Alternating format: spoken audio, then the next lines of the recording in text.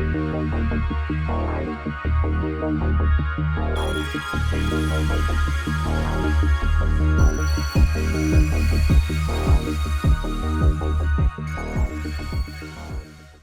is the Baunfire Gaming Podcast, episode 367. I'm your host, Morgan, aka Bon Diesel, and this week we'll be talking about Larian's boss putting his foot in his mouth, a bunch of people leaving their studios, Naughty Dog mandating overtime, and much more.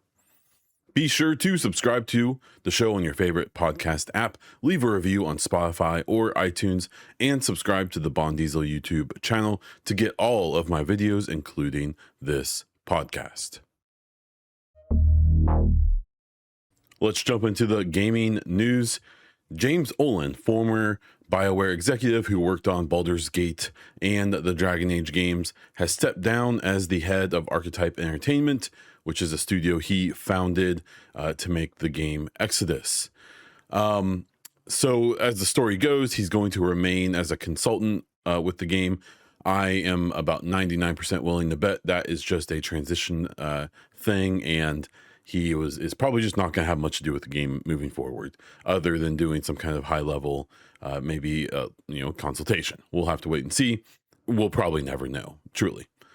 It appears that he's likely going to return to his other studio he has, that is a tabletop games company. It's actually, I believe, what he left or put kind of on the back burner so he could come and get Archetype going and get Exodus going over the last 5-6 years, and now that's what's happening. So this has been an interesting story. Olin has been one of the main faces over the last 4 or 5 years since they announced the game, doing the Q&As and being involved in most of the interviews and stuff like that. I think the writing probably should have been on the wall here when I don't recall that he basically had any FaceTime over the last week or two when they revealed a new trailer at the Game Awards and stuff like that. I don't know. The reaction to this has been interesting. You see, like games journalists and industry people being like, "Oh boy, this isn't good," and then you see like people who are kind of the super fans or the content creators and gamers who have been following this, who are mostly just excited, hoping this is going to be like a new Mass Effect or whatever. They're being much more optimistic and things like that. I've seen takes basically being like, "Well, the game's probably done, so he's done. He can leave." I don't know. We don't know. We don't really know what the exact situation is. Archetype hasn't even officially commented on this, as far as I know. James Olin hasn't, as far as I know. So, we kind of need to wait until then to know exactly what's going on. I definitely lean toward the side of this probably isn't great. But I'm not gonna go out and be like, "Oh no, Exodus is dead." I'm sure it'll be fine. I'm sure it'll come out, but it isn't great. There's lots of reason, from game devs I've talked to over the years, and even recently, even over to watching videos by Mark Dara, another former BioWare person. It seems like there's a pretty big consensus that, when you're developing a game and say, from 0% is when you start making the game to 100% is when you finish the game and ship it. Mark Dara recently said in the video, the last 20% of development is just as much work as the first 80%, right? And it makes sense because the first 80% of making a game of the process is pre-production. And then you start making environments and putting the story together and writing and recording voice lines and making models and texturing and doing animations and getting and you start doing that. You put all that stuff together. You make all that stuff, and then you have to put it all together. And you have to make it coalesce into one vision of what the game is going to be, and you have to put all those models into the environment, and you have to make sure the animations work and that the gameplay is fun and that the mechanics work and that they're enjoyable and that they're balanced, and you have to make sure the cutscenes work and make sure that this character has the right gun you equip them with in that cutscene, or else it's going to be immersion breaking or in things like that. That bringing together in that last year or two of the game is the hardest part, as far as I can tell. and it's the part where you probably want the steadiest leadership, and it's the part that he's left. And I'm really curious to how this is going to play out. I believe that he's already been replaced by a former Blizzard, executive or developer who's stepping into that similar role. Like, I assume most of the work here, the day-to-day work, gets done by the directors, by the producers on these projects. I'm sure they are the ones who carry the bulk, and the studio head is probably a glorified figurehead in a lot of ways. I suspect James was a little more involved than the average studio head, because we do have the unique situation at Archetype where, as far as I can tell, Archetype has like 20 or 30 devs. But we also know that Exodus is being made with a co-developer. I think it's like Crystal Dynamics, or it's one of those big studios that they might make some of their own games, but they mostly do co-development. And that, I think, complicates things, because I have to imagine that when you're integrating your team to an external team, that leadership role is probably even more important to make sure people are on the same page. It's hard enough to make a game, to finish a game, when your whole studio is in-house, let alone when they are, maybe you have a mix of in-house people and, say remote workers and things like that. I have to imagine it's the most difficult when you have your own studio with people there or zooming in, and you have a whole co-development studio, which, like, I have to imagine that there's some responsibilities where, like, James Olin or the directors and producers at Archetype have some kind of authority or whatever over their co-dev partners, but it's probably not complete. And I'm sure there is a fairly strict line of who's in charge of what, right? So with all of that put together, I will say that, this game is, it doesn't even have a release date yet. It's, the most recent thing they said during the Game Awards trailer was that Exodus should be expected early 2027. So that's a little more than a year out. It could be up to a year and a half away, right? Like I said, this is the most crucial time for that game. And I think it's an interesting time for these things to be happening. So, I'm never going to root against the game. This was a game I was super excited about when they announced it. Admittedly, if you listen to any of my content, you'll know that my excitement has definitely waned a bit. It's this thing where just the more they showed, the more kind of generic it felt. When you listen to their Q&As, man, their ambition sure seemed to be much bigger than their capability, at least from what we know. So they've just done a lot of showing and not much telling, or a lot of telling and no showing. And even this most recent trailer, like, it looked like there was some gameplay in there, but not very much. And I kind of need to see someone playing this game. Just give us a 5-minute snippet of you drop into a level or whatever, and show us like someone actually playing the game, not just a sizzle reel of action events or CGI trailers or pre-rendered trailers and things like that. Let's see the game. At the end of the day, with all this drama, people leaving, all that, it's just either the game's going to be good and interesting or not. And if I had to throw out guesses, I think this is going to end up being like a solid, like, 6 out of 10. Has some potential, isn't quite the finished product that everyone was hoping for. Maybe, I think the scope is going to be the biggest thing. I think that there's people who assume this is going to be some big, like, 100-hour epic game. And I'm extremely willing to bet that this is going to end up being a much smaller scoped game, maybe than it even is today. Like, I think what's going to happen from all the Q&As they did and stuff like that is that they have these huge, crazy, grand plans with, your choices mattering and this time dilation mechanic and all this stuff. And I think that, like, 6 months from now, they're going to be like, okay, we got to release this within a year, and we are not a year away. So what can we cut away to be a year away? Or we'll see this thing get pushed back to later in 27, maybe even 28. We'll just have to wait and see. It's also, the last thing I'll say about this, if we get into that situation where this game drags on, it's already been in development for 6 years, they've never released a game, they have no income other than some merch and stuff they've done. Hasbro very likely signed on to this because Olin was connected, because he is who he is, his BioWare history, as well as other people on the project like Drew Karpashian and stuff like that. If the founder and the studio head leaves, or for all intents and purposes leaves the studio, that puts a little bit of a side eye onto the studio, because if the person you signed on to do this leaves, it's kind of what happened with the Hi-Fi Rush developer Tango Gameworks. It's kind of what happened with, of course, I'm not going to remember his name, the guy who made Dead Space and then started his own studio and did knockoff Dead Space, and it didn't work very well, so he just bounced immediately.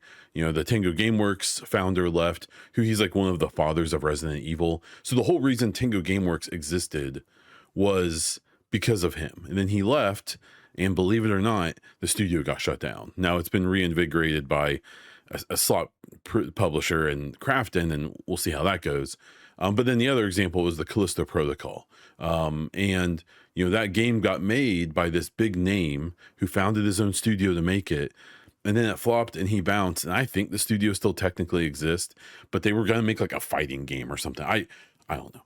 Well, I suspect that studio isn't long for this world, if they're even still going. And so with Exodus and Archetype, I don't want that studio shut down. I want Exodus to come out. I want it to be awesome. I want it to, blow away my expectations and to be everything. But I think at some point, that's the fandom side. Just like I want BioWare to, keep going and make Mass Effect 5 and for it to be awesome. There's also the reality side of things. If you're actually looking at what's going on, if you're actually paying attention to, the actions, the reality, if you're reading the tea leaves, right? You have Archetype, who now has lost their founder, their studio head, in a weird time. We still, the game still just seems like it's like a little bit of like, I don't want to call it vaporware, but it still just seems, kind of a mystery in a lot of ways. And it's been pushed back multiple times, officially or unofficially, right? And I think at some point you just have to kind of be like, okay, let's see what happens here. So I'm going to wish for the best. I'm hoping Hasbro is patient with them and lets them finish their work. And I guess it's a story I will keep up on. For the second story, this will be a quick one. I put it in here because it is BioWare related. But Casey Hudson, formerly of BioWare, and then Humanoid Origin, which was around for like 4 years and then lost its funding and then got shut down. And then all of a sudden, Archinaut Studios pops up with Casey Hudson, which is its location and its staff seems oddly familiar to Humanoid. Just throwing that out there. He replied to people this week who were concerned about how far away Star Wars Fate of the Old Republic is, and posted a quote tweet that I suspect is going to be remembered, where he said, it was in reply to people concerned about how long Fate of the Old Republic will take. He said something about, 2030. Oh, it's going to be out before 2030. Now let's have a conversation here. This studio, Archinaut, started in July of 2025. Now, it seems likely that this studio is basically a rebrand of Humanoid Origin, but currently the only the only employees that are acknowledged on their website are like 4 executives. We're not even, and if you look at their job listings, they are looking, it's directors. They're looking for director level people, which is the step below them. And then the step below them are people like producers and leads and stuff. And then below them, you need, your baseline frontline devs. And then all of the architecture around that as well. So they're building their studio at the end of 2025, beginning of 26. Let's say they staff up and get to a point where they can start pre-production on the game in 26. And maybe by 2027, they have enough developers and they have enough infrastructure to start production, say. maybe let's say mid 27. And so I'm supposed to expect that they are going to build a, 50 plus 100 plus hour single player RPG in the style and in the, whatever of the old Republic games, KOTOR and stuff like that, in like 2 years. It's possible. It is. I will say, if they have, if especially if they'll probably use co-developers. I wouldn't be surprised if they take the archetype, kind of method of have a studio of 40, 50 people who can do a lot of the high level work and the management, and then find a co-dev who you can use to do the small stuff. Maybe, um, a game like Dragon Age, the Veilguard, right? The whole thing with this game took 10 years to make. Not really. That you're talking about like three different games when you hear people say that, or if you say it. Dragon Age the Veilguard was in production for like 2.5 years. And that's kind of normal for most of these games. When you hear about games taking 10 years to make and stuff, that's often because they went through like different iterations. The game had to get rebooted, where, essentially you're talking about like with Veilguard, there being multiple games basically developed. Like there are like Dragon Age 4 was a different game. And then they made Veilguard. Like Dragon Age 4 just never happened. Like it got started and they started it, and it never happened. And then Veilguard came later and was a different thing. But people lumped that all into one. So I mean, if Hudson can put together a crack team, especially if they use co-devs, then maybe before 2030. But man, I just feel like him even putting that tweet out there will probably live in infamy. I hope it doesn't. I hope he's right. Like what I was saying about Archetype, I hope this all works out perfectly. But I will say, as a newer fan to the BioWare Mass Effect, kind of community, I'm sure if I was a day one fan from Mass Effect 1, almost, a long time ago, almost 20 years, I would have all that nostalgia and all those feels, right? All that preciousness for these devs. But I'm a newer fan, and literally Hudson, basically, he left like a month before I started paying attention, right? And so I don't have those like precious feelings. And I will say that with the humanoid origin thing, as well as a lot of like retrospective articles about Anthem and Andromeda and Mass Effect 3 and all that, I don't know if he's really like the savant that people think he is. And if anything, it sounds like he may be kind of tough to work for. And sometimes when multiple projects and studios and stuff don't work out or don't go well, there does tend to be a common denominator. So maybe it's him, maybe it's not, maybe it's a style, maybe it isn't. He's older now than he was. Maybe he's changed. Maybe his process has evolved. Maybe his process was never the problem. I don't know. But I really like when I saw him post that of like, oh no, we're gonna be out before 2030. I was like, oh no, why would you say that? So maybe I'll be right, maybe I'll be wrong, maybe the same for him. We'll have to wait and see. With the next story, we have reports claim that Naughty Dog has requested or required mandatory overtime over the last couple months to finish an internal demo of Intergalactic before the holiday break.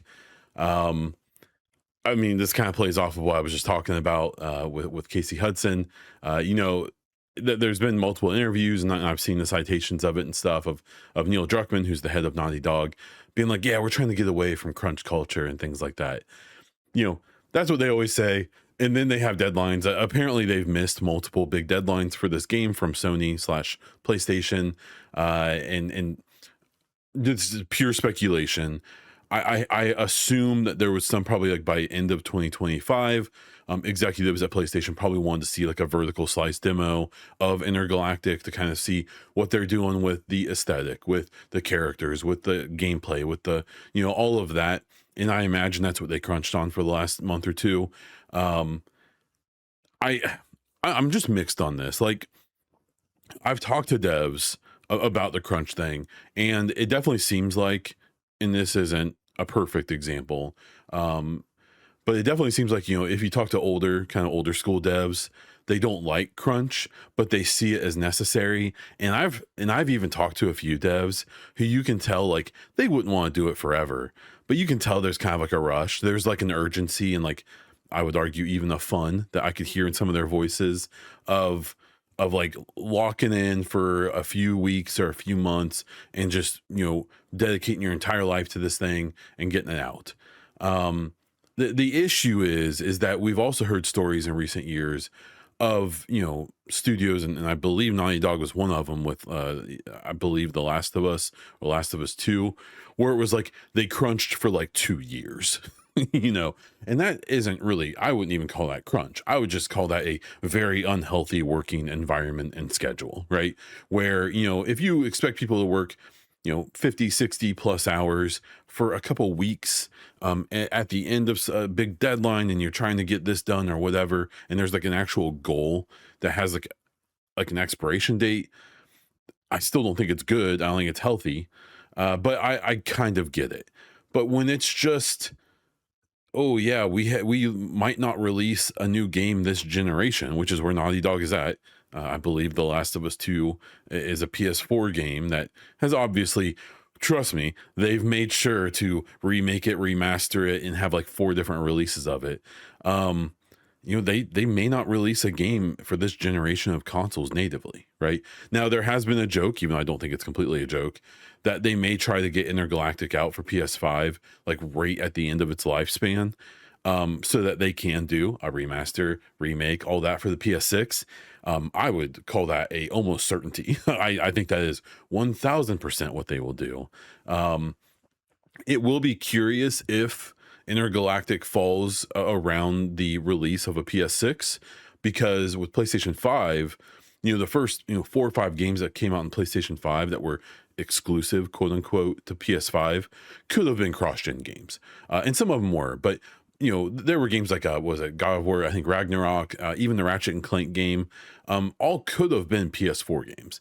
They wouldn't have ran as well, they would have looked way worse, but they could have tapped into that huge player base, but they didn't, because they wanted to force people to buy PS5s, and it worked. They've sold like 80-90 million PS5s, especially compared to their competition, right? Which was much less focused on making people buy their new console. So I think that's a play here. And while the old school devs like Neil Druckmann may be cool with this, if you talk to younger devs, and I'm sure there's exceptions to both of these things, but younger devs are like, nope, I work my 40 and then I spend time with my family and I do all that. And I think that's just a generational difference and things like that. I'm really curious to how this plays out in the long run. We will get Jason Schreier stories about this one day. More than anything, I think that just this whole Intergalactic game, it's going to be interesting how they do it, because as much flack as The Last of Us 2 caught from a vocal minority of weirdos, right? And some people who I do think had actual issues with the story, who weren't just weird about Abby and weird about other characters in the game, who had legitimate problems with the game, and that their formula may be a little outdated and things like that. They still sold a ton of copies of The Last of Us 2 because it was an established franchise. It was mechanically a solid game. It was a good game, even if not everyone loved it, right? The thing with a new franchise is you have no built-in fans. Naughty Dog has some Naughty Dog fans, and they will sell a number of games of any franchise they make just because there's people who like them. It's probably not a insanely huge number of like guaranteed purchases of any game they make, but that is there. But when you have a franchise like The Last of Us 2, there was a number of copies it was going to sell just because it was The Last of Us 2, because people adore The Last of Us 1 and were going to play the sequel no matter what reviews said, no matter what people said about it. And that was probably a pretty large number. The problem with Intergalactic is it's a new franchise. You have no existing player base, no existing fan base. And so you have to, get people to buy into your new franchise, and it's hard to do. That's a tough and challenging thing. Even going back to the first story of this podcast with Exodus, and they're in a similar boat. There's people who are fans of the developers there. There's people who are obviously invested in that game, in that studio, who are going to buy it no matter what. It's probably not a very big number of that guaranteed sales, right? So you have to convince people to do it. Naughty Dog's in a similar situation, and they haven't been in that situation in a really, really long time. So we're in this weird situation where they may skip a whole generation of releasing no games. This has been a problem with PlayStation's first party in general, that doesn't get any conversation, which is a whole different rant we won't do today. But like, they're going to spend hundreds and hundreds of millions of dollars making Intergalactic, and then they're going to have to hope it hits. And it can't be like a Ghost of Yotai hits where it sells 3-4 million copies and they're okay with it. I would assume, I'd be willing to bet that Intergalactic is going to have a budget so big that it needs to sell 10 million copies or 15 million copies.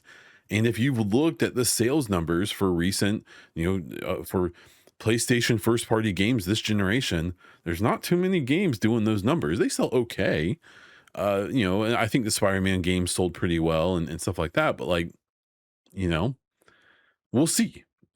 So I'm curious how this plays out. I'm curious if we ever get any stories one day about, Neil Druckmann likely being a little distracted by his authorship, his Kojima impression of, doing the Last of Us show and some other stuff, that we'll have to see if that maybe in the long run, maybe cause some issues with, his game studio. But maybe not. Maybe everything's going all hunky dory. Maybe this crunch is a one-time thing, and after the holidays, it's smooth sailing for the rest of development of that game. It does, and I've seen some speculation that I assumed Intergalactic would be like a late 26 or 2027 game, and I've seen some rumors that it may be a 2028 or 2029 game, especially if it ends up being a PlayStation 6 exclusive game, because that likely isn't coming till 27 or 28 at the earliest. So fun times. A bit of a quick one here, but I wanted to throw this in, just because I am just completely dreading the discourse over Lara Croft's new design for the new Tomb Raider games. So we've gotten some more information since the Game Awards, where we were revealed these two, the Lost in Atlantis and Catalyst Tomb Raider games that are in development. These are not continuations of the more recent reboot trilogy from, I want to say, 2013, and they released two more games after that, where that was a more like grounded origin story of Lara Croft. Her design was, a little more like normal person looking and things like that, not like supermodel with double guns, even though you do eventually get the double guns, and it's very cool. Spoilers, I guess. These two games, one of them is a remake of the original Tomb Raider game, so that's obviously set back in like the original series of the games, where the recent reboot is kind of like it was a reboot. It was a side, kind of a side step. The Catalyst, which is going to be an original brand new game, is carrying on, I can't remember what it was called, Dark Tides or whatever it was, from the 2008 Tomb Raider game. So they're picking up from a really old storyline, and that was a time where Lara Croft was not the pretty scientist, historian, anthropologist, whatever, who happened to be like an expert in combat. She was like a hot model scientist explorer lady, right? And that's where they're picking up, and it's been really interesting seeing the reaction to her, the physical design of the new Lara Croft in these games. She's definitely much more of like a supermodel, or much more of I'm trying to think of the not weirdo way to say it. She's just she's thicker. She's thick, okay, an athletic thick, right? And they're bringing back things like one of the animations we saw in the trailer for Catalyst was where she jumped to a ledge and grabbed onto it, and then like threw herself up doing like an acrobat move, kind of like a ballet acrobat move that you see back in the old games, where it was like kind of hot, right? Like she knows she's hot, and that's how she carries herself through this world of shooting dinosaurs and exploring tombs, right? Now, I will say, I think that the design we've seen so far of her isn't like over the top. It's not like, Stellar Blade or any of these like Gunnar games where they're going like way too deep into it, but they're definitely allowing her to be a very feminine, very sexual character, right? Or at least exuding that essence, right? So it's been funny seeing the reaction because all of the weirdos who need every character in every game to be a hot woman, the like right winger incel types, have found criticisms of this new character, which is just like proof that there's brain rot on that side of things. And then I've even seen people being like on the other side, right, of doing the whole like, oh, they're exploiting her, making her too, they're going for that incel audience or whatever. So it's so funny that you kind of see. I hate the both sides argument, like, because politically, I think there's clearly one side who's has much worse intentions for the general world than the other. But both sides can be a little annoying on their extremes, right? I think that's a fair thing to say. And in the gaming space, and in this particular topic especially, I saw someone made a good point where if you've made the extremes of quote unquote both sides mad, you're probably doing something right. And I think I can kind of agree with that. So I'm really curious to how they treat this. The voice actress for Lara Croft in these new games is not the same as the reboot. It's Alex Wilton Regan, who I know her from Mass Effect as Trainer in Mass Effect 3. She's awesome. And she's definitely not the kind of person, if you follow her socials and watch interviews with her and stuff, she's not one to just make a sex pot game and let Lara Croft not be the intellectual interesting character that she is and should be. um and so I'm safe. I feel safe that if she's doing this job, that Laura is going to be treated respectfully. Also, an interesting side note that I didn't even put in my notes here. I didn't know that she was cast as Joanna Dark in the Perfect Dark game that recently got canceled over at Xbox's studio that has since been shut down. So and apparently she has said that they recorded like a decent amount of voice acting for that game before it got shuttered. So I'm glad she was able to jump from one huge project to this other huge one with an iconic character. It seems like it's worked out for her, and I'm genuinely really excited for these new Tomb Raider games. Kick, the right wing, basically no rules, funded by a illegal casino gambling scheme streaming platform, this week kind of vaguely posted or kind of tried to make it seem like they were partnered with Xbox when they announced that they have an Xbox app out. This was jumped on immediately by all of the people you expect, a bunch of games journalists and a bunch of influencers with probably too many followers, of being like, oh look, Xbox. Like, one of my favorite ones was an influencer called Kate Bush's husband, who's been like banned from Twitter. And I actually think they're kind of funny, but in this one they did the quote tweet of this Kick partners with Xbox thing, and did the whole like, oh, a company who can't stop stepping on rakes or whatever. And then literally minutes later, Xbox was like, we're not partnered with them. They made an app and published it on their own, which literally anyone can do.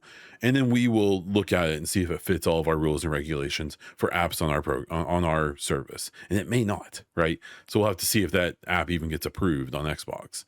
Um, it just it's so interesting because it spread like the initial, oh, look at what Xbox is doing, they're messing up once again. It spread so fast, and most of those people who did that and got tens, if not hundreds, if not thousands of likes and interactions on those tweets and on those articles and stuff, basically none of them retracted. They may have done some kind of update of like, oh, actually they're not doing it. My favorite one was a few people who did like, oh, my bad, they aren't actually partnered, but isn't it bad that you thought they would?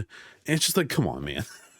Like, I've talked a lot about this, and I have a end of the year airing of grievances video I did last year, or at least it was a segment of a podcast, I think. And this year I've kept notes all year about things that pissed me off in the game industry this year, mostly about games media, but also about some studios. And this is a recurring topic on there where Xbox has made plenty of mistakes in their 25-year history, almost 25 years.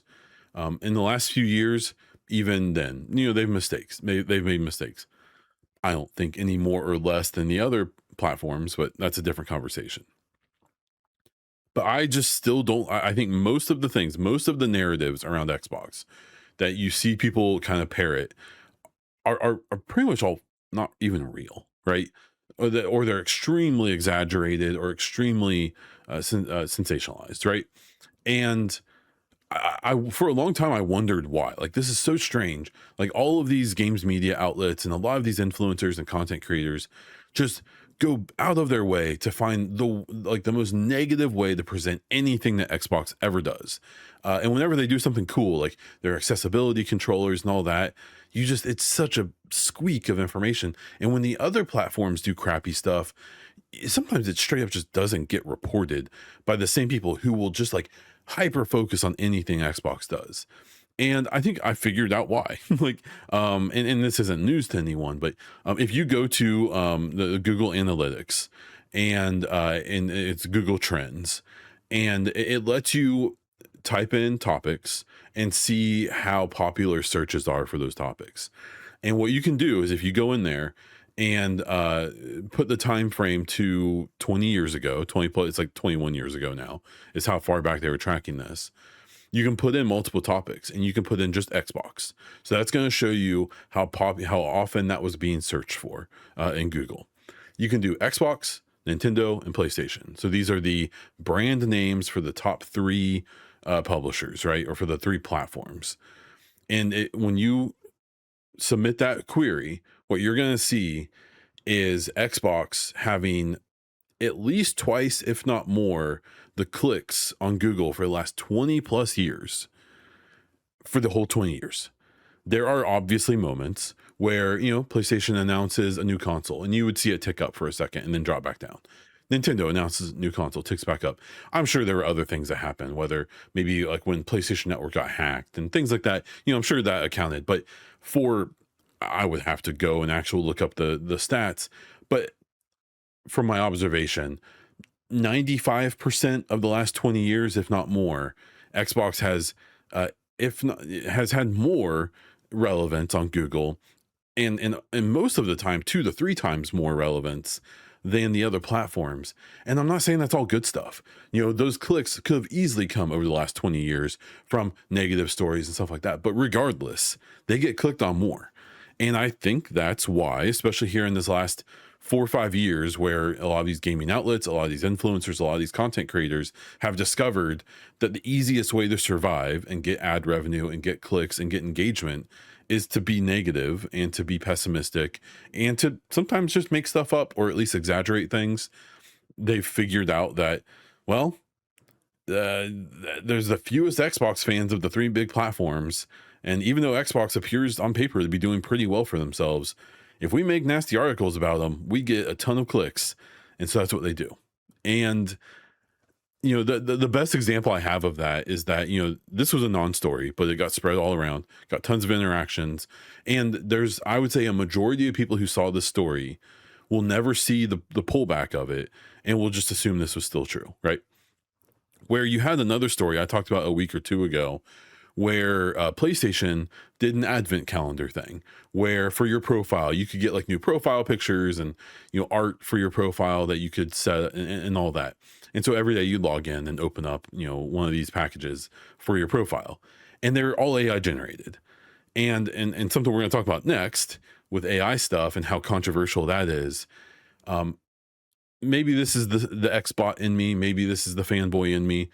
If Xbox did a thing where they gave away AI created profile pictures and stuff, you would have seen people lose their minds. There would have been articles, there would have been videos, there would have been podcast episodes, all of that about it, and how they're taking away money from artists, how Microsoft is $1 trillion company. How could they possibly use AI for this?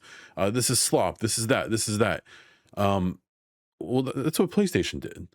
And I would have to go and look again. But a few days after that story came out from like some really tiny outlets, IGN didn't cover it, Kotaku didn't cover it, VGC didn't cover it, Eurogamer didn't cover it. All of these outlets and all of the influencers and content creators, I didn't see anyone cover that PlayStation was straight up using and distributing AI art as part of their platform. No one cared. And it's just, I hate going on this rant because I know what it makes me sound like and I know what I am, but it's the hypocrisy that annoys me. Xbox could fail and shut down tomorrow, and I'd be bummed because it is a brand I enjoy. But okay, whatever. I'd move on, right? Like I'm not like it's not. I don't even care. I care more about the hypocrisy and the lack of consistency in the way these things are talked about than actually Xbox itself. I like Xbox. I'm gonna keep buying their stuff. It's my main platform. Series X has probably been my most played console ever. But even then, it's like, yeah, that's cool. I mean, if it went away, like whatever, I'm not too worried about it. Um, because I'm not really that invested, or I'm not like that passionate about the brand because it's a box from a corporation. You shouldn't be that invested. For me, it's the hypocrisy that I think annoys me so much. And this is just yet another example of that happening. But it's gonna keep happening. So I guess I'll just have to bite my tongue until I can. Larian, who has been, at least for the last couple of years, the shining star on the mountain for everybody from game devs. They kind of stuck their foot in their mouth a little bit this week. So the head of the studio, Sven, who you may remember him from wearing like armor into a bunch of interviews in the Game Awards and stuff. Kind of casually was just like, yeah, we use AI to help with like concept work and early design concepts and all that stuff. And man, people did not like that. There was a huge amount of pushback. There was a huge amount of talk about this, and it was all pretty negative. And this was in relation to Divinity. Baldur's Gate 3 has obviously been out for a few years now. Won Game of the Year when it came out. I find it hard not to feel like it's probably the best game of this generation, but that's obviously a subjective take. Baldur's Gate 3, Larian riding pretty high, and even with their Divinity announcement, lots of excitement. I think a lot of people wish they would just do Baldur's Gate 4, but they've explained pretty clearly why that isn't happening, and I get it. So I think he got a little high on his own supply and thought he could just kind of throw out there that they're using AI stuff. Now, other studios have done this. Sandfall Interactive, who made Expedition 33, like within like a really short time after they released back at the beginning of 2025, was like, yeah, we like dabbled with AI and used it for some stuff, but none of it made it into the game, even though it actually did. They had to fix it. But it wasn't like a core thing, but they kind of addressed it and moved on. And they didn't berate or attack their fans for it. Well, so here was the problem. So Sven like did not react well to this and like made a bunch of like really emotional posts about it that were like kind of aggressive, and like someone should have taken away his phone, or someone should have revoked his access to to his Twitter account for just a few hours to cool down, because he basically was like, oh, you guys, calm down. We're still an artist driven company, and we respect our artists. We have, he lists off like how many concept artists they have and all this stuff. And he's like, we aren't just going to put out AI slop and it's never going to make it to the game. And we just use it for time saving, efficiency, whatever. Definitely going on the whole argument of like, if there's tools out there that could help, we should at least try them. And I like don't completely disagree, but definitely his method of communicating this really sucked. And it was the difference between Expedition 33 with Sandfall and Larian, where Sandfall was like, yep, yeah, we dabbled with it. We used it a little, but none of it made it to the game. Again, it actually did. They had to fix it. But, they kind of addressed it and moved on. And they definitely weren't insulting to their community. And I don't think there's any long-term issues here. I mean, there are probably a decent number of people who are going to be so turned off by this that they're probably at least not going to pay much attention to Larian for a while. But at the end of the day, if Divinity is good and they make sure to address these things better in the future, I'm sure they'll be fine. One thing that it seems like once cooler heads prevailed, Sven did come out and say that they're planning after the holidays on doing a big Ask Me Anything for the whole company, all the different departments, where they're going to let people from different parts of the company answer questions from the community. And I have to imagine after this situation, a lot of those questions are going to be AI based and people asking about, the process of all this stuff. It's probably its own topic, and this is going to end up just being a long podcast, so that's fine. an issue I have at this point with the AI conversation is that it's just too vague. Um, and my general opinion is that, especially generative AI, where you just type in, give me high fantasy medieval looking enemy, and it makes like a model with textures. And if you take that and just throw it into your game, that sucks. Like, that's gross, and I'm sure it's not that simple at this point, even though it might be. Um, the issue I have is that you can tell that like dozens of different tools are all being talked about at one time when people say AI. And I think that there may be a miscommunication or a lack of like understanding when it comes to what AI means, because it means everything. It's such a broad term at this point, especially when a lot of the tools that people don't like may not even technically be AI, or because really not like chat GPT and stuff isn't artificially intelligent. It's just a really advanced machine learning thing, which that's kind of what I'm talking about. Like there's definitely things that studios have been using like machine learning and procedural generation tech for you know multiple decades, some in some instances, right? And that has been normal, and that's been okay. No one's ever complained about that because it was in-house made tech, and it wasn't, and I think the technologies people do have interest have a problem with are the technologies that have obviously been trained off of copyright materials with no compensation to the people that made the materials they're being trained on and things like that. Like those tools are obviously bad and shouldn't be used by any developer for anything. But if you have a game that uses like procedural generation to make random levels and things like that, or random daily tasks and things like that for like live service games, like that should be okay. um I think there's just a big problem with this whole conversation in general. Like I said, is just that I think people are taking like dozens of technologies, putting one label on them, and then blanket hating them all. And I don't think it's that simple.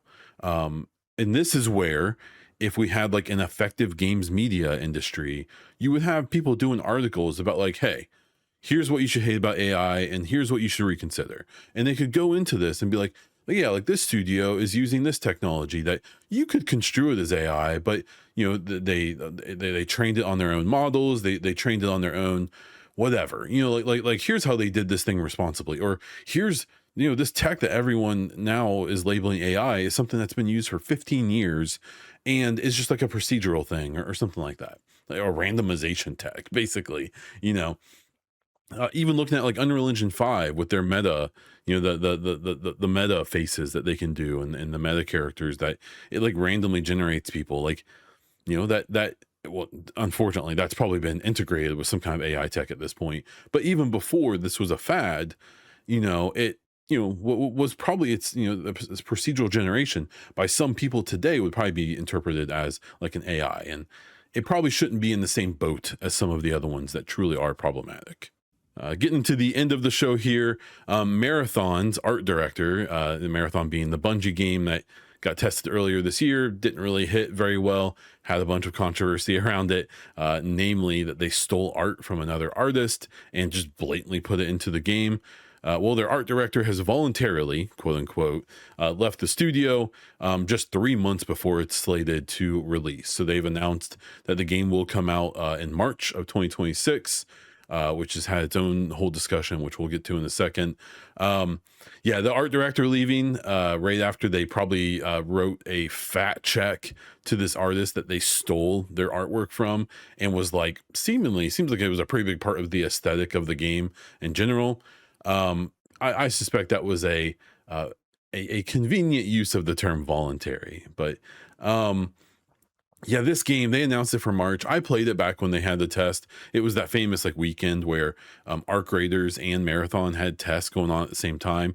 I played both, and even though I've kind of fallen off of Arc Raiders at this point already, it was the clearly way more compelling game, way more fun to play, way more interesting, and I would argue just literally every way. Marathon was this really strange thing where like it was really slow and plodding. I For a Bungie game, I was kind of surprised how awful the gunplay felt. It didn't like make sense. And it's another one of these games where like if you're gonna have this like PvE VP thing where you can play, there's AI, or gosh, there's computer characters in the game that you're fighting against, but then there also might be other humans.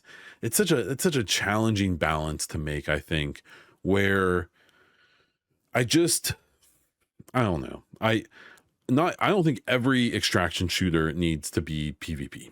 I think that's where we're getting. And maybe Marathon does need to be. Maybe that's what it's best designed for. I will say that these looter shooter live action service games, those studios have never really been very good at PvP, from Warframe to The Division to Bungie with Destiny. And so, like if Call of Duty did an extraction game, which they did with DMZ, that had PvP in it, I would trust them to balance that at least decently well, because they're a PvP company, right? Or at least a big chunk of their company is, or a big chunk of their development house is. But like Bungie isn't, and Ubisoft Massive isn't, and Digital Extremes aren't PvP studios, and I think it always shows. And I think with Bungie, with Marathon, I suspect they just. My main issue with Marathon is that they put out this video, all these changes they've made, they've added proximity chat, and they've done a bunch of stuff that probably is good. My issue is I think that game was so boring and generic to the core that all these little bells and whistles they've tacked on over the last few months, I'm just gonna be really surprised if it turns people into being like, oh wow, this is actually amazing. This is my favorite extraction shooter. Because there's too much competition. Much of the competition is too ingrained, and they kind of let Arc Raiders get out and get ingrained into a lot of people.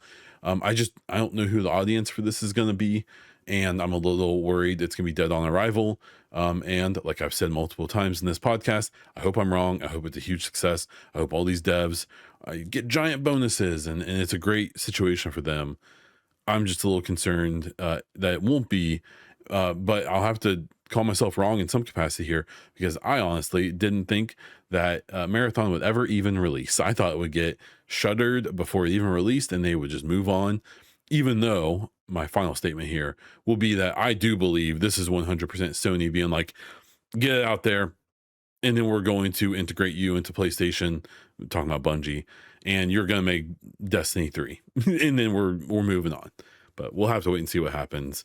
I don't see Marathon being long for this world. Starfield has a bunch of rumors that there's a kind of Starfield 2.0 patch on its way next year, or some kind of content drop or something, as well as it being released on PlayStation 5 and maybe even Switch 2. It's so funny to me every time we've now seen it for what, 2-3 years of the influencers or journalists being like, rumor is that Starfield is coming to PlayStation 5. It's like literally like a month after Starfield came out, people were starting the rumor that it was coming to PlayStation. And then even when some games did come to PlayStation, Starfield was always like one of the main ones, and now it still is. I cannot be bothered by a game 2.5 years after it releases being put on a different platform. I'm more passionate about games being released day and day on PlayStation and Xbox, like Xbox first party games. I wish they wouldn't do that. Even the wait like a month or 3 months, like I think a nice 6-month or 12-month delay from it being released on Xbox and then to other platforms makes sense. That doesn't bother me at all.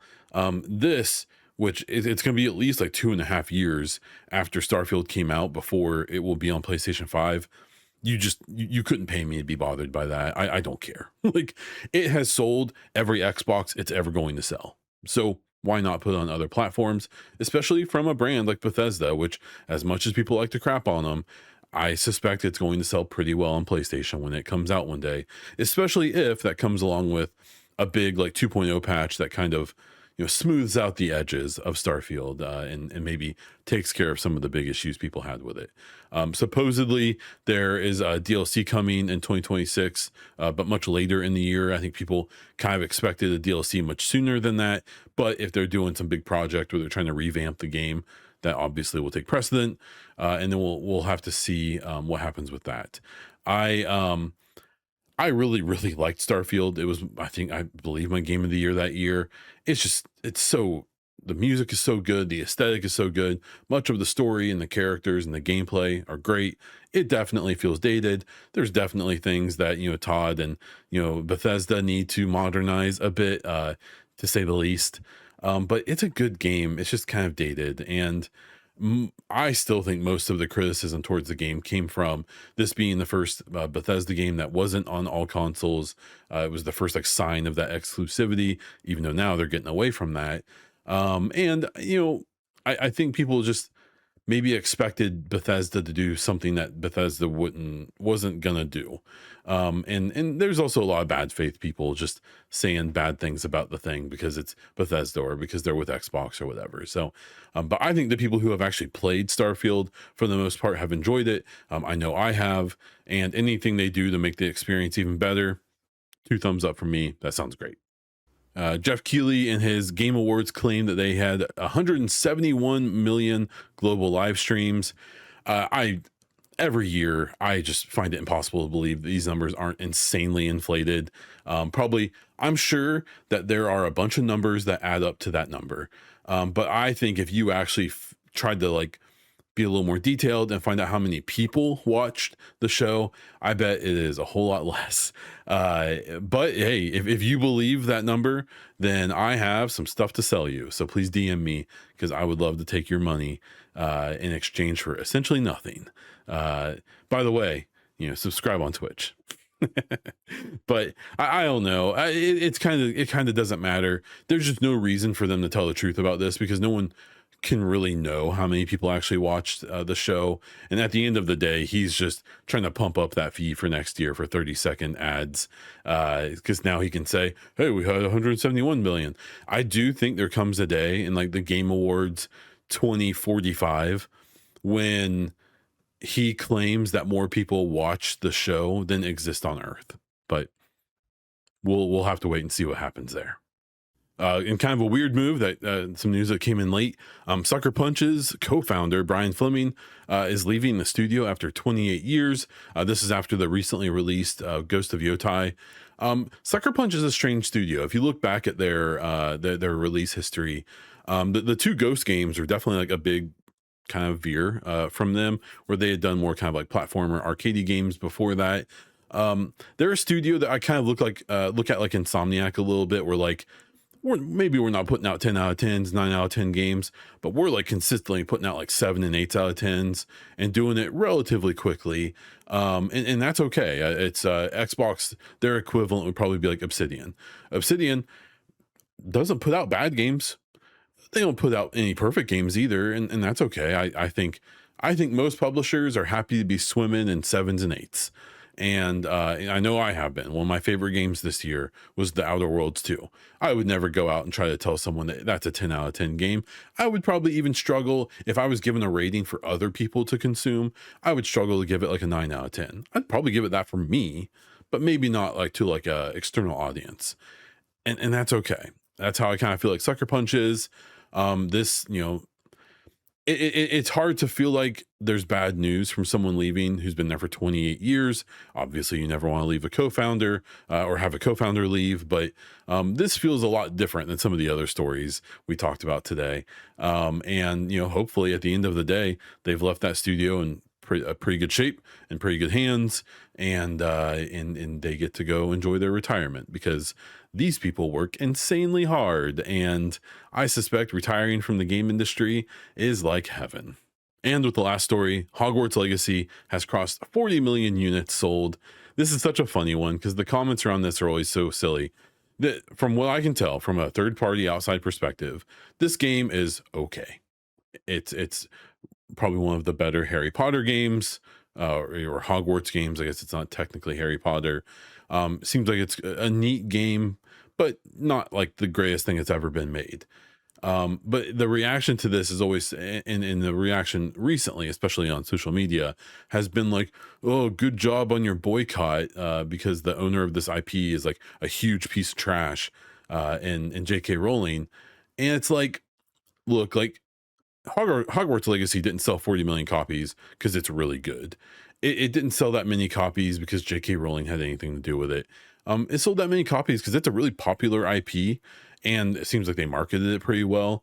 And I am curious to the average cost of sale with that, because I believe over the last year or two, they have sold this game for like $5 in a lot of places. So don't get me wrong, a sale is a sale, and that's a unit sold, and you can claim that for sure. And selling 40 million units at $1 each is a huge deal. Like, that would be insane. So don't get me wrong, I'm not trying to downplay this entirely, but there is a little bit of a like, yeah, like a bunch of normies bought this game, and now a bunch of weirdos are trying to act like it's like a vindication of J.K. Rowling's terrible opinions. So it's like, let's slow the roll. Good for good for those developers. That's got to be, especially when you're making a game that is kind of controversial like that one was, or at least has like a controversial subject around it. It's got to feel good to be part of something that sold 40 million. I mean, you're getting up into like Red Dead Redemption 2 numbers at that point. Like, that's crazy. So no matter how they did it, good for the devs. I'm happy for them. I hope that they're benefiting from selling that many copies of a game. But to all the weirdos trying to make it like a big gotcha moment, like, just stop being weirdos. And now we will wrap up with some content updates. So it's holiday time, so that means that I might be a bit spotty with social media posting and videos and stuff like that. It also means I should have some time to like stream and do some things I haven't done much. I do want to just jump on and play some Battlefield 6 on stream. It's a good game to just chat in between deaths about things that are going on, and if anyone wants to join, they're more than welcome. I have downloaded Mass Effect again and downloaded a bunch of mods for Mass Effect 1. So I've been doing some testing because I want to make sure if I start doing a playthrough that I'm not just going to randomly get like the game crashing on me and stuff, which I've had a few issues. So I have a lot of mods on Mass Effect 1. So I'm trying to make sure they all work together. So I'm, still testing that, but I think I'm in a good spot now. So be on the lookout for streams over on my Twitch. That's just twitch.tv/BonDiesel. This week I did celebrate 9 years of marriage with my wife. So that's pretty nuts because I started doing like content creation a year or so after we got married. And so whenever I see how long we've been together, or have been married, we've been together for over, we're getting up towards 16 years at this point. It's always a reminder of how long I've been doing this stuff, and how cool that is. This is episode 367 of this show. That's insane. Someone made a good point recently of, as of a couple weeks ago, you could watch an episode of this podcast every single day for a whole year, and that is pretty cool. I wouldn't want to. I think a lot of my early episodes when I was recording on maybe less, maybe my setup wasn't as great back then. Maybe it's not great right now. That's kind of up to you. But I think my favorite old episodes, and just for reference, the podcast used to be called the Echo Cast, and it was the Division focused podcast for, I want to say, around 100 episodes or so. It's been not Division for much longer than it was at this point. But during after my daughter was born in 2019, on Wednesdays, which is I think back then when I posted the episodes, I would, because that's when they did State of the Game, I think their weekly update. There were episodes that I recorded using a Samsung earbuds, the built-in microphone, in my living room, using the Anchor, which was my podcast provider back then, who I used to post my shows. They had a feature where I could record straight to them, and I did that just sitting in my living room while my little one was napping or doing whatever she was doing. And those episodes I'm sure they're terrible, but they hold a place in my heart. And every now and then I'll see someone will tag me in a post to being like, "Oh, I'm listening to some of your old shows, and I listened to this one where I can like hear your daughter like babbling in the background." So that's kind of cool. So so happy 9-year anniversary to me and my lady. She tolerates me doing all this stuff and this hobby, this part-time job / hobby thing that I'm doing here. I thank her for that, and you all should too, I guess. I will kind of end up the show here by telling everyone Merry Christmas to those who celebrate. If not, Happy Holidays to you. And I will do another show next week before the new year. I think that's where I'm going to do my, I can't decide if I'm going to do my top 10 games of 2025 on the podcast, or do a separate video. And then my grievances, the next podcast will probably be my 2025 grievances, because I don't expect there to be hardly any news in the next week. I think most publishers, most studios, most places are going on their winter breaks, their vacations and such. So I am willing to bet that there won't be much news next week. So instead, you'll get me ranting even more than normal. So be prepared for that. And that is where we will wrap this thing up. Thank you for listening to the episode, and thank you to everyone who supports as YouTube members or Twitch subscribers. If you are interested in supporting this podcast and all of my other content, please check out the links in the show description. If you have any questions or feedback, hit me up on social media at Bondiesel or at the Baunfire. Join my Discord via the Linktree link in the description, and comment on YouTube or Spotify. I respond to most of them, unless you're like a huge jerk, and then I won't. I'll just hide you, and you'll never be seen again. But if you post on there, I'm happy to respond to you, especially on Spotify. I don't know why you can comment on Spotify, but you can, and like 2 people have, and I love it. So if you're listening to this on Spotify on the app, I don't know, comment. Tell me your favorite holiday food. I don't know, whatever you feel like. That is all I have for this episode of the Baunfire Gaming Podcast. So until next time.